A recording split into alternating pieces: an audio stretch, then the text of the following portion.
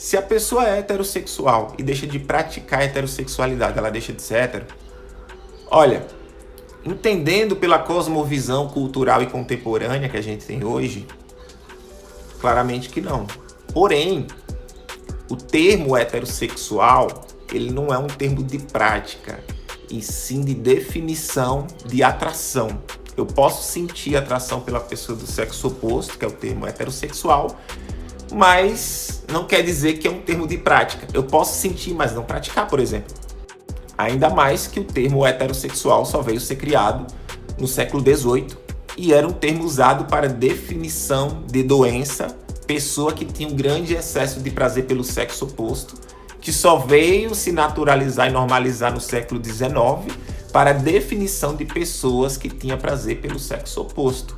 Ou seja, o termo heterossexual, ele não é um termo de prática, apenas de definição de atração que a pessoa possa sentir pelo sexo oposto, heterossexual, ou no caso homossexual, por pessoas do mesmo sexo. Então, com isso, entendemos que a sexualidade é muito mais além do que um sentimento ou de um órgão genital, mas envolve responsabilidade e existe administração da nossa própria sexualidade. E que, à luz do Evangelho, a sexualidade é muito mais além, é uma construção de um grande propósito de Deus chamado família, que você vai ver ali em Gênesis capítulo 1, do versículo 26 ao 28, que no versículo 28, Deus ali abençoou, né, a união entre o homem e a mulher, o macho e a fêmea, e que ali houve o primeiro mandamento, que é multiplicai, ou seja, a multiplicação. Então, a sexualidade envolve um grande propósito da parte de Deus, que se chama a família. E que o ato sexual deve acontecer nessa unidade entre um homem e uma mulher e que envolve essa administração e responsabilidade da nossa sexualidade com o nosso próprio corpo. E Jesus ele vai definir o que é a sexualidade no Novo Testamento em Mateus capítulo 19, do versículo 4 ao versículo 6, que diz assim: Ele, porém, respondendo, disse-lhes: Não tendes lido que aquele que os fez no princípio, macho e fêmea os fez? E disse, portanto, deixará o homem pai e mãe, e se unirá à sua mulher, e serão dois uma só carne. Assim não são mais dois, mas uma só carne.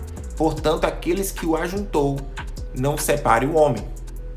Então, nessa passagem, Jesus ele define aonde a nossa sexualidade deva ser realizada entre um casamento, entre o homem e a mulher, macho e fêmea. E que a sexualidade ela é proveniente de propósito, de responsabilidade e administração dos nossos próprios desejos dentro do casamento.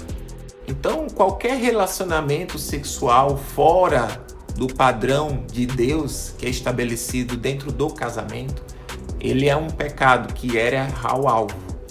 Então, do hétero ao homo, que desejam fielmente seguir a Cristo, eles precisarão buscar a vida de santidade, que é você ser separado para o uso exclusivo de Deus. Ou seja, quando eu caminho com Cristo, eu não sou mais baseado naquilo que eu sinto, mas naquilo que eu creio, do que a palavra de Deus diz a respeito de quem eu sou e como eu devo viver.